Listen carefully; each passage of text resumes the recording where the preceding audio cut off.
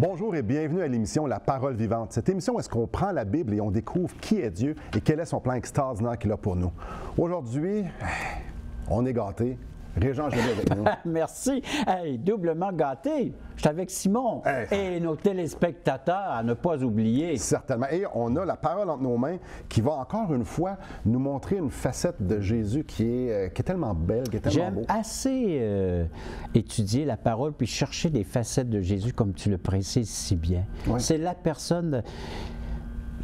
Moi, quand j'ai connu Jésus-Christ à travers les Écritures, j'ai dit, je connaissais pas cet homme-là, je le connaissais pas, j'étais vraiment ignorant, même si j'avais des pratiques religieuses, même si on m'avait enseigné des choses. Mais quand je me suis mis à lire de façon très personnelle les Écritures, j'ai découvert un tout autre Jésus. Je veux dire, on parle de témoignage ici. Une des choses qui me fascine, c'est que la plupart des êtres humains essaient de se faire une belle vie, essaient d'être quelqu'un, essaient de s'évaluer selon le regard des autres, donc on va faire des bonnes actions. Et moi, une des choses qui m'impressionne de Jésus, c'est que c'est tellement pas ça. Jésus s'humilie, et surtout dans l'histoire qu'on va voir aujourd'hui, Jésus s'humilie un peu. Lui, il est le créateur, le roi des rois, celui qui a le pouvoir sur toute chose, s'humilie. Et ça, comme tu dis, je ne retrouve pas ça nulle part, certainement pas en moi et en personne d'autre. Alors quand je lis la parole de Dieu puis que ça me révèle des choses de Jésus, je tombe en amour encore et encore avec cette personne-là qui est tellement différente. Et on est confronté avec nous-mêmes parce qu'on ne s'attend pas à ce genre de geste de la part d'un maître, de la part d'un Dieu si puissant, de savoir qu'il s'abaisse de la sorte devant sa création, devant ceux qu'il s'est choisis, même comme disciples, parce que c'est le texte, c'est ce qu'on va mettre. Lis-nous donc le texte, puis on va y aller avec quelques détails. Oui, parce qu'on parle en parabole. Oui. Allons-y. Donc, je vais lire à partir dans Jean, au chapitre 13, à partir du verset 1. En fait, je vais lire juste le verset 1. Avant la fête de Pâques, Jésus, sachant que son heure était venue de passer de ce monde au Père, ayant aimé les siens qui étaient dans le monde, mit le comble à son amour pour eux. Comment celui qui a aimé pendant 3 ans de temps ses disciples et les gens qui croisaient, là, il dit une coche de plus. Comment tu peux faire une coche de plus quand tu les as aimés parfaitement? Parce que comment il les a aimés? Il leur a apporté des paroles de consolation, de réconfort, il les a guéris, il les a nourris, et il a pris soin d'eux, il a veillé sur eux pendant ces 3 années et plus. Comment mettre le comble à cet amour qu'il a manifesté pendant toutes ces années envers les siens? Ici, le reste, on va raconter l'histoire parce que ce serait trop long de tout le lire. C'est dans la chambre haute, on le sait, c'est ce soir-là qui va être pris. Donc, c'est les dernières choses qu'il va leur dire, c'est les derniers enseignements. Puis là, il est dans la chambre haute avec ses apôtres. Oui. Et une des choses qu'il faisait, c'était pas des tables comme nous, comme on a en Occident. Il était plus couché à terre. Et, sur des tapis, des coussins allongés. Et lui, il y avait des sandales. Puis des sandales dans le désert, dans un climat très poussiéreux. Les pieds, c'était pas suffisant. Avec les égouts de surface, puis la poussière, puis tout ce qui peut traîner dans la rue. Et il y avait coutume que avant de manger, on se lavait les pieds. En fait, les serviteurs lavaient les pieds. S'il n'y avait pas de serviteurs, c'était les femmes. Et on montait comme ça. Et l'autre, c'était la dernière personne, évidemment, elle ne faisait jamais ça. Et là, question de on va se mettre à table, il n'y a personne pour laver les pieds. Je peux juste voir les disciples se regarder. Et Jésus, il se prépare puis il commence à laver les pieds. Il prend la serviette de service, comme nous aussi, on se lève de table, puis on prend le tablier, commencer à préparer le repas ou à servir les autres. Il n'y avait pas un apôtre qui voulait faire cette tâche-là. Ils étaient bien loin dans leur pensée. On va voir ça dans les textes. Et Jésus dit, moi, je vais le faire. Oui. Parce que moi, je suis venu ici pour vous montrer quelque chose, c'est que le plus grand, c'est le plus bas. Il doit servir les autres. Tout à fait une autre façon de voir les choses. Un maître, c'est le maître par excellence, et puis il le suit pendant 3 ans. Et de voir un maître qui se lève et qui prend la serviette de service ou qui s'abaisse et qui va jusqu'à laver les pieds des apôtres.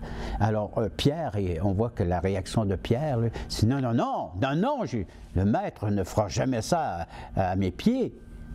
Et le Seigneur va lui dire, si je ne te lave pas les pieds, tu n'auras pas de part avec moi. Pas juste les pieds, le corps au complet. Maintenant, lave-moi au complet. Mais il dit, non, c'est déjà fait. Pour Jésus, c'était déjà fait. Il parle d'un bain. Ceux qui ont été baignés complètement sont devenus purs. C'est ce qu'il va dire. Ils sont purs. Vous n'avez qu'à vous laver les pieds Alors faites comme je le fais, comme je vous le fais, lavez-vous les pieds mutuellement au quotidien. Alors là, ils comprennent vraiment pas ce que Jésus est en train de leur expliquer puis de faire. Bien, il y a tellement de choses choquantes là-dedans. Oui. Premièrement, c'est le maître. Là, ici, c'est à la fin de sa vie. Là. Ils l'ont vu marcher sur les eaux, ils l'ont vu guérir tant de malades, chasser les démons, avoir la puissance et le pouvoir sur les démons, sur la tempête, sur les éléments. Il a nourri des foules. Puis, un peu, lui... Puis ils savent c'est qui, là. Jésus il a dit, c'est de toi qui viennent les paroles de la vie éternelle. Oui. Pierre il a dit ça, là. Ils savent c'est qui. Toi, tu nous laves les pieds. C'est choquant, ça leur sort de leur culture. Eux, là, un roi ne s'abaisse pas aussi bas que ça. Et là, le roi dit, non, c'est comme ça qu'on fait ça. Dans mon royaume, le roi s'abaisse. Oui, c'est comme ça dans le royaume de Dieu. T'imagines? Le plus petit sera le plus grand. Jésus, le Créateur, la deuxième personne de la Trinité, lui s'est abaissé pour devenir un homme. Il est venu donner sa vie pour ses amis, il est venu donner sa vie pour les pécheurs. Il n'y a pas de plus grand sacrifice que de donner sa vie pour ceux qui t'aiment. Et ici, là, c'est comme ça. Le royaume de Dieu, c'est ça. C'est pas « je me bâtis un royaume ». C'est non, je mets le Père en premier, puis on va le voir un petit peu plus tard, je mets le Père en premier, puis je m'en viens servir les autres. Tantôt, on parlait que c'est bouleversant, Jésus. Quand on étudie la personne de Jésus, wow! Il confronte carrément la pensée humaine, carrément. Il va à l'encontre de la façon que nous, on peut percevoir un maître, un patron, un directeur, un président de pays, qui s'abaisser puis venir comme ça servir la population. Puis, comme on va le voir, Jésus leur dit, bien, on va le voir tantôt, ce que je vous ai fait, faites-le maintenant. Voilà. Quelle mission! Mais avant de tomber en mission, on va aller à la pause. C'est important. C'est important. Avant d'aller à la pause, par exemple, j'aimerais vous inviter à communiquer avec nous pour avoir ce livre-là, Destination finale de Marc Hahil.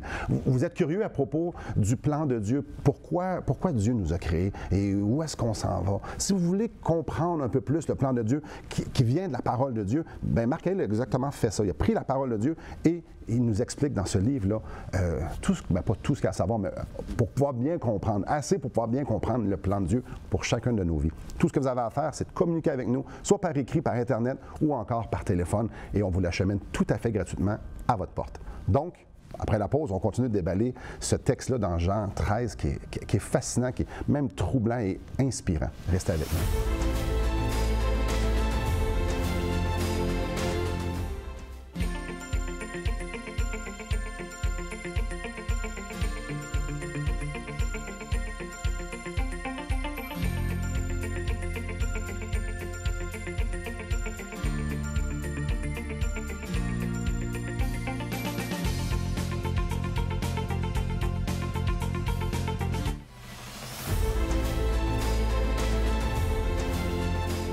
Bonjour à vous. Régent, démontrer autant d'humilité de par le maître, ça confronte. C'est très confrontant parce que on va aller voir dans un autre texte, Luc, chapitre 22, ce que les disciples avaient comme pensée et réflexion concernant le royaume de Dieu. Le royaume qui pensait voir s'établir prochainement avec leur maître qui venait rétablir toutes choses. Allons voir donc ce qui se passait dans leur petite tête, leur réflexion. Luc 22, verset 24. Alors on est dans le même contexte que dans Jean, chapitre 13, que nous sommes en train de regarder, de lire. Il s'élevait aussi parmi les apôtres une contestation. Alors c'était virulent, c'était lequel d'entre eux devait être estimé le plus grand, celui qui serait le plus élevé, plus grand poste, le plus grand rôle dans le royaume de Dieu. Et Jésus leur dit, verset 25, Luc chapitre 22, « Les rois des nations les maîtrisent et ceux qui les dominent sont appelés bienfaiteurs. Qu'il n'en soit pas de même pour vous, mais que le plus grand parmi vous soit comme le plus petit et celui qui gouverne comme celui qui sert. Car quel est le plus grand, celui qui est à table ou celui qui sert? » Alors là, on voit l'exemple, ici, le modèle du Seigneur Jésus-Christ dans Jean 13. N'est-ce pas celui qui est à table qui est le plus grand? Et moi, cependant, je suis au milieu de vous comme celui qui sert. Alors, les valeurs du royaume sont tout autres que ce qu'on peut espérer, demander ou penser. Le royaume de Dieu est pour les serviteurs. Et ça aussi, ça vient chambouler un peu notre conception parce que souvent, quand on regarde les représentants de Dieu sur terre, donc je parle des religions, les églises, et tout ça, souvent c'est en grande pompe. Souvent, ils ont les premières places et se font servir, se font baiser la main, et c'est tout à fait le contraire. Jésus il dit non, c'est pas de même, ça marche. Là. Il dit non, moi je suis à genoux puis je vous lave les pieds. Et j'aime ici quand il dit, je retourne dans Jean 13, oui. Il leur dit en vérité, je vous le dis, le serviteur n'est pas plus grand que son serviteur, que son Seigneur. Si le Seigneur, lui, se met à genoux puis il lave les pieds, non seulement il quitte son royaume spirituel pour venir dans un royaume, dans une terre ténébreuse qui est remplie de péchés, c'est ça qu'il fait, c'est ça son modèle. Puis si moi je le fais, vous faites la même chose. C'est ça le royaume de Dieu. Servez-vous les uns les autres. Dans Philippiens, Paul écrit « Ayez en vous les sentiments qui étaient en Jésus-Christ. » Lui qui était égal à Dieu, il s'est fait humble, il s'est dépouillé. Puis il a pris la forme d'un serviteur. Un vrai homme, un serviteur, la plus basse classe sociale qu'il pouvait y avoir. En mesure de quoi? En mesure de pouvoir parler du Père. Voilà. Donc, dans Marc, il va dire, dans Marc 10, il est venu pour livrer son corps et servir. Et serviteur, dans Marc 10, verset 35. Alors donc, l'Évangile nous parle d'un Dieu qui est venu ici-bas servir l'homme. Servir l'homme. Qu'est-ce qu'il a à faire à l'homme? Ben, on retrouve dans Jean 13 cette purification de nos péchés. Et il va continuer à servir même Judas. C'est lui qui va servir du pain à Judas, puis il va confronter Judas avec ses pensées de cupidité, d'amour sur l'argent, de vouloir profiter pleinement de sa position, de retirer le plus possible de gain pour lui-même. Et Jésus confronte ça lors du repas. Ouais. Il va confronter la pensée des apôtres, comme on vient de voir. Chacun cherchait à s'élever dans le royaume, au point que lorsqu'il dénonce le mal qui est parmi eux, eh bien, chacun va s'interroger, se questionner, est-ce moi? Est-ce moi? Alors, il y a une culpabilité là qui s'installe et le Seigneur veut les aider à se libérer de ça.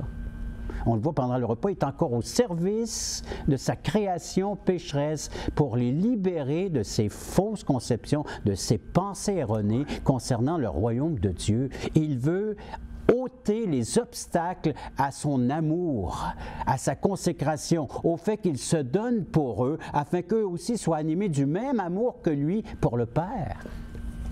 Régent, ces gars-là qui étaient là se sont souvenus toute leur vie de cette soirée-là. Certainement. Parce qu'on peut juste se l'imaginer, tu as Jésus, tu as les 12 disciples. On sait une chose, c'est que Jean était fort probablement à sa droite. Et on sait que de l'autre côté, ben, c'était Judas parce qu'il a dit « Celui avec qui je trempe le pain, c'est lui qui va me trahir ». Dans la culture, on doit savoir que la personne à gauche de l'autre, c'est l'invité d'honneur. C'est pour ça que quand il a fait ça, il n'y a personne qui a compris que Judas était pour être celui qui était pour le trahir parce que c'était l'invité d'honneur. C'était lui qui était à côté du roi, à côté de l'autre. Et eux se sont souvenus, attends un petit peu là. Ils viennent de nous dire d'être des serviteurs, d'aimer les autres. Ils viennent de nous donner un commandement et il nous l'a montré, non seulement en nous lavant les pieds, en trempant son pain avec Judas. En l'offrant Judas, son traître, il l'aime jusqu'au bout. Il démontre un amour à Judas jusqu'à la fin. L'idée de rompre le pain, c'est là que ça s'est passé, de rompre le pain. C'est l'idée, c'est qu'il y a une alliance entre moi et toi. C'est une marque d'alliance. Aujourd'hui, on signe des traités de paix. Oui. Au Moyen-Orient, encore aujourd'hui, on mange ensemble. Dans le psaume 23, ça nous dit que l'Éternel met une table devant nos ennemis. Parce que c'est comme ça qu'on traite la paix. Quand Jésus a rompu le pain avec Judas, il a dit, il n'y a rien, je suis là pour tes péchés. Mais il savait fort bien que Judas, ça devait arriver. Oui. Mais les autres, là, ils ont fait, attends un petit peu, là. Il a rompu le pain avec Judas, il l'a nourri, il l'a honoré, il l'a appelé son ami. Jésus est vraiment dans un monde à part. Son amour est vraiment, comment je pourrais dire, on ne le retrouve pas chez les humains, cet amour-là. C'est inconditionnel. Nous, on a toutes sortes de conditions pour aimer les gens, mais lui est inconditionnel. Il aime son ennemi. Quand on y pense juste un instant, imaginez toutes les souffrances que Jésus a pu avoir que ce soit émotionnel, que ce soit physique. C'est énorme. Jésus savait qu'il était pour vivre ça. Et il a quand même rompu le pain avec Judas. Il a quand même servi Judas. Il l'a quand même honoré, sachant ce qui était pour arriver. Jésus est dans une classe complètement à part. Quand Jésus nous dit « Je vous aime », c'est de cet amour-là qu'il parle. Restez avec nous. On va continuer à déballer ce chapitre qui est tellement beau, qui nous fait découvrir une facette de Jésus qui est tellement grande et tellement glorieuse. Restez avec nous. Depuis maintenant 15 ans, nous avons l'immense privilège d'annoncer la bonne nouvelle de Jésus-Christ.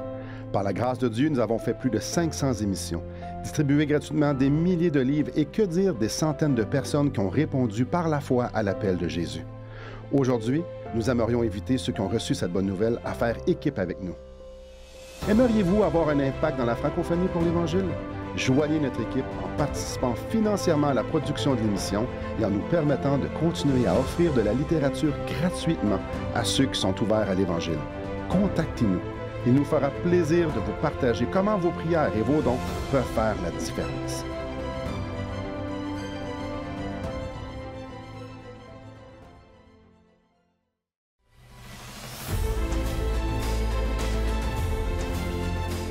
Bonjour à vous. On pourrait penser que Jésus, étant le Créateur, étant le Roi des rois, est venu ici pour faire sa volonté. Il dit, moi, je m'en viens là, je m'en viens leur montrer comment ça marche. Tassez-vous, j'arrive. Ouais, non, pas tant. Non, il était soumis lui-même à une autorité. Et ça peut être dur à comprendre, ça. Le verset 18 de notre texte. Ce n'est pas de vous tous que je parle. Là, il parlait de celui qui allait le trahir. Hein. Je connais ceux que j'ai choisis, sa souveraineté, ouais. Mais il faut que l'Écriture s'accomplisse. Jésus était soumis, était encadré, c'était bien précis. Son histoire de ces 3 années passées sur cette terre était bornée des Écritures. Souvent, on peut voir Dieu comme s'ajustant selon ce que nous, on veut.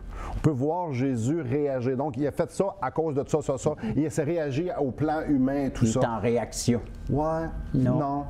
Il est en action. Il est en action.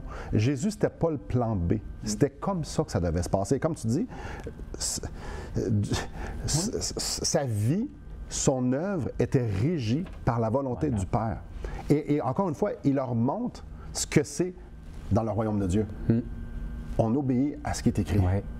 Et c'est ce qu'il va demander ensuite à ses disciples, de faire comme lui il a fait. Soumettez-vous aux Écritures, soumettez-vous.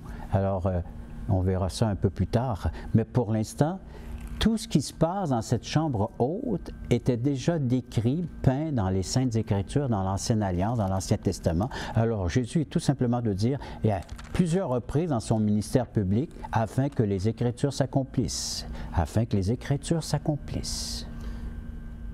Il n'y a pas si longtemps, il y a quelqu'un qui m'a dit, en parlant de Jésus, il ne ferait pas la même niaiserie 2 fois, en parlant de mourir sur la croix, comme si c'était une erreur. Ouais. Beaucoup de gens croient que Jésus, c'était le plan B. J'aimerais lire quelque chose à propos de que ce n'était pas le plan B, que c'était planifié. C'est pour ça qu'il a fait tout ce qu'il a fait et qu'il est allé jusqu'au bout, à la croix. On lit ça dans Actes au chapitre 2, c'est quand Pierre est en train de parler à la Pentecôte à une grande foule. Et en parlant de Jésus, il leur dit, cet homme, livré selon le dessein arrêté et selon la prescience de Dieu, vous l'avez crucifié, vous l'avez fait mourir par la main des impies. C'était planifié avant la fondation du monde, avant qu'il y ait le péché d'Adam et Ève, avant que tout ça, pas qu'ils nous connaissent, avant que notre vie passe.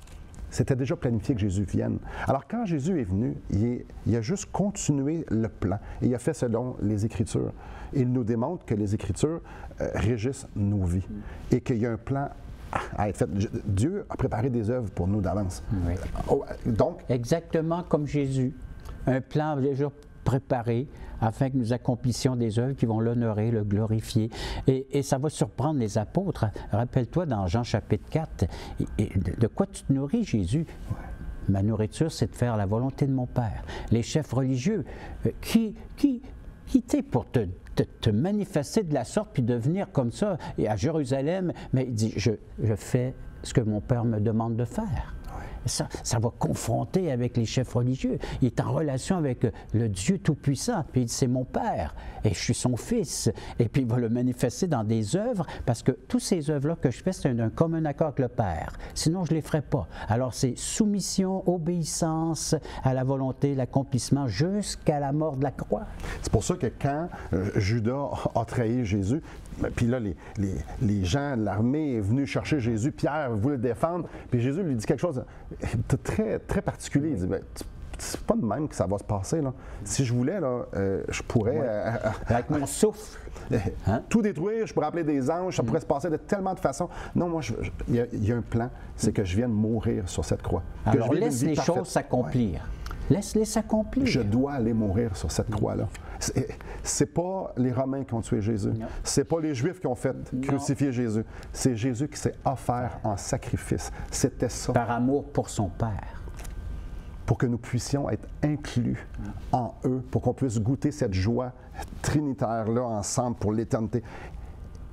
Et j'aime le chapitre 13 parce qu'on voit Jésus se présenter comme un serviteur, comme quelqu'un qui suit, comme quelqu'un qui est là pour accomplir le plan, coûte que coûte. Et son illustration de bain, c'est tout simplement une autre façon de dire « je m'en vais à la croix pour vous purifier de tous vos péchés ». C'est exactement ça, c'est une autre façon de parler, un langage populaire, les bains, le lavement des pieds. Il dit « je m'en vais vous purifier ».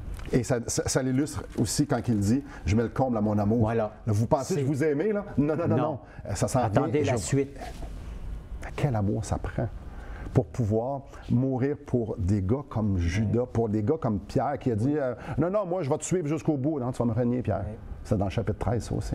Et tous les autres qui cherchaient à se monter, à se trouver une position bien en vue de tous et chacun. Je vais aller subir la mort la plus humiliante dans la culture du temps, dans le monde du temps, la plus humiliante, parce que je vous aime.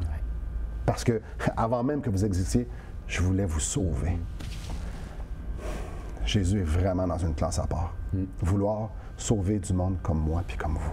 Des pécheurs, comme eux. Des gens qui veulent se faire une vie, qui veulent se faire un royaume, un certain confort, qui pensent même qu'ils sont des bonnes personnes puis qui peuvent acheter leur ciel à coup de religion ou à coup de bonnes œuvres. Jésus dit non, je suis venu te sauver toi qui étais perdu. Moi, lui, nous tous. Mais quel amour! Restez avec nous. Il y a quelque chose d'encore de vraiment majestueux dans le chapitre 13. Et après la pause, on va le regarder. On va terminer l'émission là-dessus. Restez avec nous.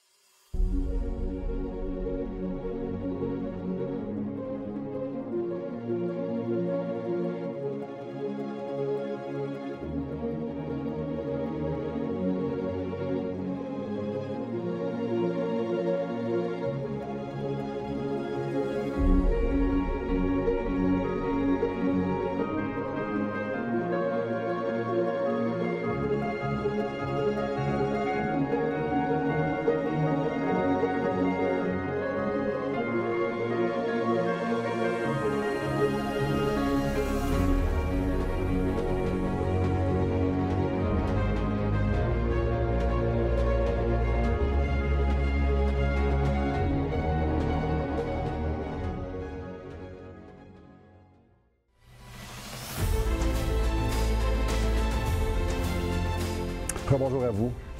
On est dans la chambre haute, dernier souper. Jésus dit, je vous ai aimé, attends un petit peu, je vais vous aimer, je vais mettre le comble à mon amour. Le verre est plein, j'en mets encore plus. Ça va déborder. Il leur enseigne des choses extraordinaires, pratiques, et il leur dit des choses extraordinaires aussi. Il montre par des signes avec Judas, de tellement de manière qu'il les aime. Et verset 34-35, c'est comme la goutte. Ben, c'est la conclusion de l'émission.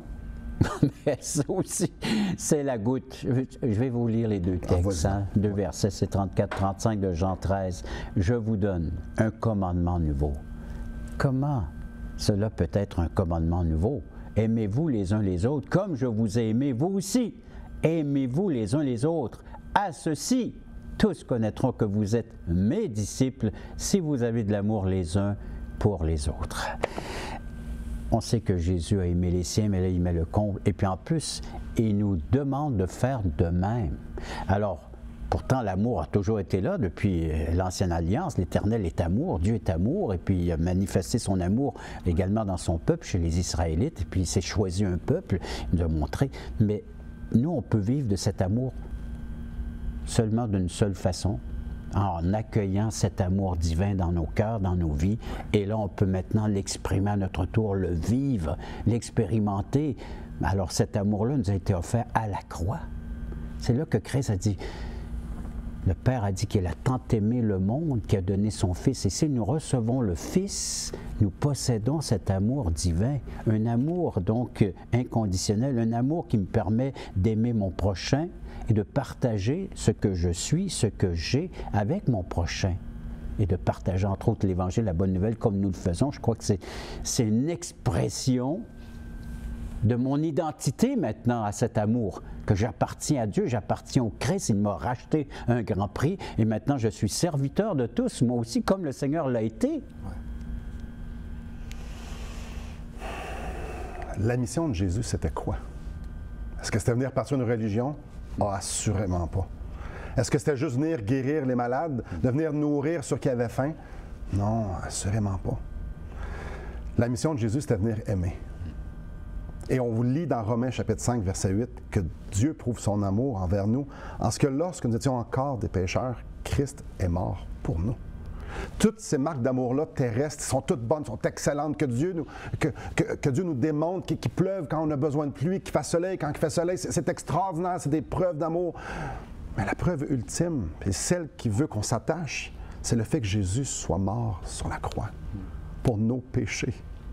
Le fait qu'on ne puisse pas aller à Dieu avec nos œuvres, ça demande que lui, il vienne, qu'il se dévêtisse de sa royauté pour pouvoir se revêtir de nos péchés.